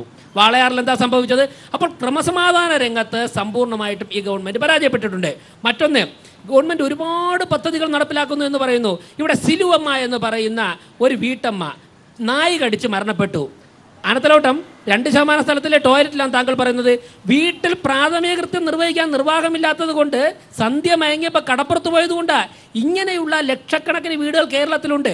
അത് കാണാതിരുന്നിട്ട്, മറ്റൊന്ന് എന്താ, വീട് നിർമ്മിച്ചു കൊടുക്കുന്ന പദ്ധതി കേന്ദ്ര ഗവൺമെൻറ് ഫണ്ടാ, കറണ്ട് കൊടുക്കുന്ന പദ്ധതി കേന്ദ്ര ഗവൺമെൻറ് ഫണ്ടാ.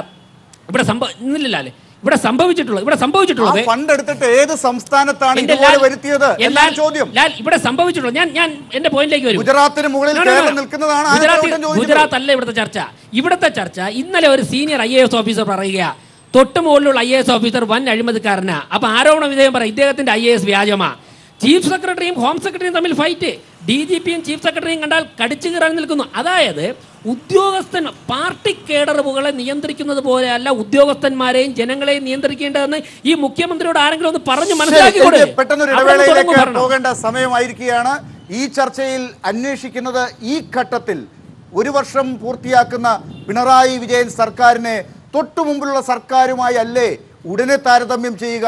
അതെല്ലാം മറന്നുകൊണ്ടൊരു താരതമ്യം സാധ്യമാകുമോ എന്ന്. പിണറായി സർക്കാരിന്റെ 1ാം വാർഷികം ന്യൂസ് ആൻഡ് വ്യൂസിന്റെ പ്രത്യേക ചർച്ചയിലേക്ക് പ്രേക്ഷകർക്ക് വീണ്ടും സ്വാഗതം. ഡോക്ടർ ജോർജ് ഓണക്കൂർ, നമ്മൾ കഴിഞ്ഞ സർക്കാരിനെയും കൂടി ഒന്ന് പരിഗണിച്ചുകൊണ്ടല്ലാതെ ഇപ്പോൾ 1 വർഷം പൂർത്തിയാക്കുന്ന സർക്കാരിനെ വിലയിരുത്താനാകില്ല. കാരണം ഇന്ന് വരെ ചരിത്രത്തിൽ കേട്ടിട്ടില്ലാത്ത രീതിയിലുള്ള വിമർശനങ്ങൾ കേട്ട സർക്കാരാണ്.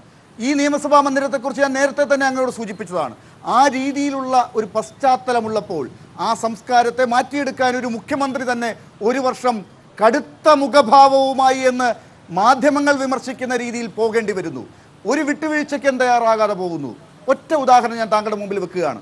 ദുരിതങ്ങൾ അനുഭവിക്കുന്ന സാധാരണക്കാരെ കുറിച്ച് എന്നും അനുകമ്പയോടെ സംസാരിക്കുന്ന എഴുതുന്ന ആളാണ് ഡോക്ടർ ജോർജ് ഓണക്കൂർ.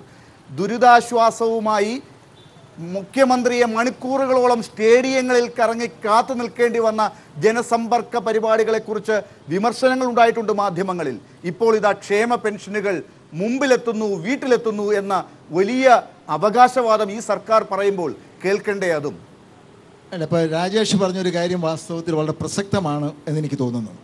കാരണം ഒരു സർക്കാരിൻ്റെ നടപടികൾ, ക്ഷേമ പ്രവർത്തനങ്ങൾ, വികസന ശൈലി തുടർന്ന് വരുന്ന സർക്കാരിനെ സ്വാധീനിക്കും എന്നുള്ളതൊരു തീർച്ചയായും ഉമ്മൻചാണ്ടിയുടെ ജനസമ്പർക്ക പരിപാടിക്ക് എന്തെല്ലാം ന്യൂനതകൾ ഉണ്ടായിരുന്നു എങ്കിലും അതൊരു നല്ല തുടക്കമായിരുന്നു എന്ന് വിശ്വസിക്കുന്നയാളാണ് ഞാൻ. കാരണം ജനങ്ങളുടെ അടുക്കിലേക്ക് ഇറങ്ങിച്ചെല്ലാനുള്ളൊരു സന്നദ്ധത തീർച്ചയായും ഒരു മുഖ്യമന്ത്രി എന്നുള്ള നിലയിൽ ഉമ്മൻചാണ്ടി വളരെ ഫലപ്രദമായി നടപ്പാക്കാൻ ശ്രമിച്ചു എന്നുള്ളതൊരു വാസ്തവം. പക്ഷേ അതിൽ സംഭവിച്ച ന്യൂനതകളോ അല്ലെങ്കിൽ അതിൽ സംഭവിച്ച ഉയർന്നു വന്ന പരാതികളോ ഒഴിവാക്കാൻ കഴിയുന്ന വിധത്തിൽ ഇപ്പോൾ ഈ ഗവൺമെൻറ് ക്ഷേമ പെൻഷനുകൾ അർഹരായ ആളുകളുടെ വീടുകളിൽ എത്തിച്ചു കൊടുക്കാനുള്ള ഒരു സംവിധാനം ഉണ്ടാക്കി എന്ന് പറയുമ്പോൾ അതൊരു സ്റ്റെപ്പ് ഫോർവേഡാണ് എന്നുള്ള കാര്യത്തിൽ യാതൊരു തർക്കവുമില്ല. അതുപോലെ തന്നെ എനിക്ക് വളരെ ആഹ്ലാദകരമായി ഇതിനോട് ചേർത്ത് വെച്ച് പറയാൻ ഞാൻ ആഗ്രഹിക്കുന്ന ഒരു കാര്യം എന്ന് പറയുന്നത്, കഴിഞ്ഞ ഗവൺമെൻറ് കാലത്താണ് സ്കൂളുകളിൽ മലയാളം നിർബന്ധിത പഠന വിഷയമാക്കാൻ തീരുമാനിച്ചത്. പക്ഷേ ആ കാര്യത്തിൽ പൂർണ്ണതയിലേക്ക് എത്തിക്കാൻ സാധിച്ചില്ല. അതിൻ്റെ ഇംപ്ലിമെൻറ്റേഷനെ സംബന്ധിച്ചിടത്തോളം പ്രശ്നങ്ങളുണ്ടായി. ഇപ്പോൾ എനിക്ക് വലിയ അഭിമാനം തോന്നുന്നുണ്ട്. നമ്മുടെ എല്ലാ പാഠ്യപദ്ധതിയിലും പണ്ട് CBSE പറയുമ്പോൾ ICSE പറയുമ്പോൾ അവിടെയൊക്കെ മലയാളം പഠിപ്പിക്കാൻ ഒക്കോ എന്ന് ചോദിച്ച് സന്ദേഹിച്ച ആളുകളുണ്ട്. ഇപ്പോൾ ഈ 3 പഠന സമ്പ്രദായങ്ങളിലും CBSE, ICSE, സ്റ്റേറ്റ് സിലബസ് 3ഇടത്തും 10 വരെ പഠിക്കുന്ന കുട്ടികൾ നിർബന്ധമായും മാതൃഭാഷ അഭ്യസിച്ചിരിക്കണം എന്നുള്ള വളരെ വ്യക്തമായ ഒരു നിലപാട് എടുക്കാൻ കഴിഞ്ഞു എന്നുള്ളതിൻ്റെ പേരിൽ ഈ ഗവൺമെൻറ്റിന് ഞാനൊരു ഹൈ പറയാൻ ആഗ്രഹിക്കുന്ന ആളാണ്. ഒരു വാക്കുകൂടി അതുപോലെ ഞാൻ ഔദ്യോഗിക ഭാഷാ കമ്മീഷൻ മെമ്പറാണ്. ഔദ്യോഗിക ഭാഷയുടെ നടപ്പാക്കലിനെ സംബന്ധിച്ചിടത്തോളം വളരെയേറെ മുമ്പോട്ട് പോകാൻ നമുക്ക് സാധിച്ചു. പലപ്പോഴും എന്താണ് ഇത് ഹൈക്കോടതി വരുമ്പോൾ അല്ലെങ്കിൽ നമ്മുടെ IAS IPS ഉദ്യോഗസ്ഥന്മാർ ഇതിന് അനുകൂലമല്ല എന്നൊക്കെ വ്യാഖ്യാനിച്ചുകൊണ്ട് അല്ലെങ്കിൽ ഭാഷാ ന്യൂനപക്ഷങ്ങളുടെ അവകാശങ്ങൾ ധ്വംസിക്കുന്നു എന്ന് പറഞ്ഞുകൊണ്ട് മാറ്റിവെച്ച അവസ്ഥകളുണ്ടായിട്ടുണ്ട്. ഇപ്പോൾ പബ്ലിക് സർവീസ് കമ്മീഷനിൽ 10 മാർക്കിൻ്റെ ചോദ്യം മലയാളത്തിലാണ് എന്ന് വളരെ വ്യക്തമായി ഉറപ്പിക്കാനും അതിനനുസരിച്ചുള്ളൊരു സംവിധാനം ഉണ്ടാക്കാനും നമുക്ക് സാധിച്ചു. ഡോക്ടർ ജോർജ് ഓണക്കൂർ പറഞ്ഞിടത്ത് മറ്റ് ശ്രീകുമാറിനും അതുപോലെ ജയഗീതയ്ക്കും മറുപടി പറയാനുണ്ട്, അല്ലെങ്കിൽ അതിനോടൊപ്പം ചേർത്ത് വെക്കാനുണ്ട്. പക്ഷെ അതിനു മുമ്പ് ശ്രീ സണ്ണി ജോസഫ്, ഈ പറഞ്ഞ ഡോക്ടർ ജോർജ് ഓണക്കൂർ പറഞ്ഞ ഒരു കാര്യമുണ്ട്. നമ്മളെല്ലാം രാഷ്ട്രീയമായി മാത്രം കാണേണ്ട ഒരു അവസ്ഥയിലല്ല. ശ്രീ സണ്ണി ജോസഫും അങ്ങനെ കാണാത്ത ഒരു പൊതുപ്രവർത്തകനാണെന്നാണ് ഞാൻ മനസ്സിലാക്കുന്നത്. ആ അർത്ഥത്തിൽ ഇതാ കഴിഞ്ഞ സർക്കാരിൻ്റെ കാലഘട്ടത്തിൽ ഉമ്മൻചാണ്ടിക്ക് ചെയ്തു വെക്കാൻ തുടങ്ങി വെക്കാൻ സാധിച്ചത് പൂർത്തീകരിക്കാൻ പോയതിൻ്റെ പശ്ചാത്തലങ്ങൾ നമുക്ക് മാറ്റിവെക്കാം. പക്ഷെ ഒരു യാഥാർത്ഥ്യമുണ്ട്, പൂർത്തിയാക്കാനാകാത്ത സാഹചര്യമുണ്ടായിരുന്നു. ഇവിടെ ഇപ്പോൾ അതാണ് വലുത് എന്ന് പറഞ്ഞുകൊണ്ട് 1 വർഷം കൊണ്ട് കൃത്യമായി അത്തരം കാര്യങ്ങളിലേക്ക് പോയതിൻ്റെ നല്ലതും ചീത്തയുമാണോ ഈ 1 വർഷത്തിൽ ചർച്ച ചെയ്യപ്പെടുന്നത്? അല്ല, ഗവൺമെൻറ് ഒരു തുടർച്ചയാണെന്നുള്ളത് വളരെ ശരിയാണ്. അതിപ്പോൾ എല്ലാവർക്കും ബോധ്യപ്പെട്ടു വരുന്നുണ്ട്. ഇപ്പോൾ ഓണക്കൂർ സാറ് പറഞ്ഞ ഈ മലയാള ഭാഷ എന്ന ആ നിയമം അത് കഴിഞ്ഞ ഗവൺമെൻറ് പാസ്സാക്കി അത് ഗവർണർക്ക് അയച്ചു, ഗവർണർ പ്രസിഡന്റിന് അയച്ചു, ഇന്ന് നിയമസഭയിൽ ചർച്ച ചെയ്തതാണ്. അവരുടെ അസന്റ് കിട്ടാത്തത് കൊണ്ടാണ്, അവരുടെ അംഗീകാരം കിട്ടാത്തത് കൊണ്ടാണ് നടപ്പിലാക്കാൻ സാധിക്കാത്തത്. ഇന്ന് എല്ലാവരും അംഗീകരിച്ചുകൊണ്ടാണ് മലയാള ഭാഷ നിർബന്ധിതമാക്കുന്ന ആ ഒരു നിയമം ഇന്ന് പാസ്സാക്കിയെടുക്കാൻ വേണ്ടി സാധിച്ചത്.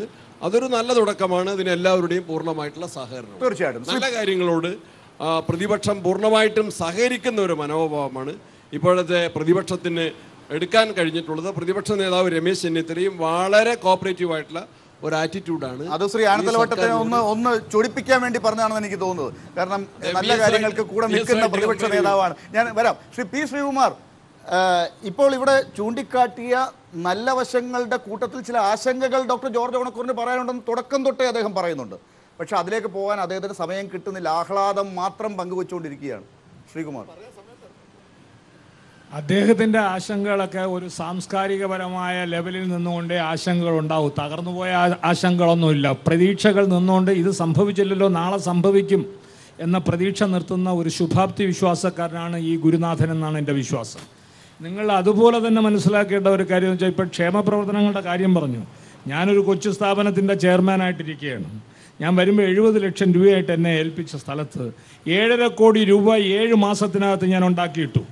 അത് കഴിഞ്ഞതിന് ശേഷം 25-ാം തീയതി 15-ാം തീയതി പെൻഷൻ കൊടുത്താലുണ്ട്, ഇല്ലെങ്കിലില്ല, ശമ്പളം കൊടുത്താലുണ്ട്, പൂട്ടാൻ പോകുന്നു എന്ന് പറഞ്ഞുകൊണ്ടിരുന്ന സ്ഥാപനം 2-ാം തീയതി ഉണ്ടെങ്കിൽ കലാകാരന്മാരുടെ ബാങ്കിൽ അക്കൗണ്ടിൽ എത്തിയിരിക്കും.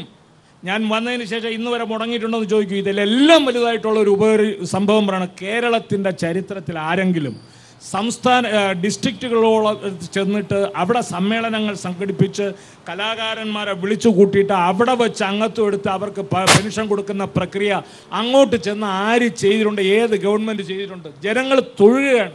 ഇങ്ങോട്ട് വന്നത് ഇപ്പം 30-ാം തീയതി പാലക്കാട് നടക്കുകയാണ്, മിനിസ്റ്റർ പങ്കെടുക്കുന്നുണ്ട്. അങ്ങനെ സാധാരണക്കാരൻ്റെ ഇടയിലേക്ക് ഇറങ്ങിച്ചെന്നുകൊണ്ട് വരൂ, നിങ്ങളുടെ ദുഃഖങ്ങൾ ഞങ്ങൾ തീർക്കാം എന്ന് പറഞ്ഞ് സാധാരണക്കാരനെ ചേർത്ത് പിടിക്കുന്ന, എല്ലാ മേഖലകളിലും ചേർത്ത് പിടിക്കുന്ന ഇതാണ് ഇവിടെ ഉള്ളത്. ഇവിടുത്തെ സാധാരണക്കാരന് ഒരു ജീവിത പ്രശ്നമില്ല. ക്രമസമാധാനം പറയുന്നു.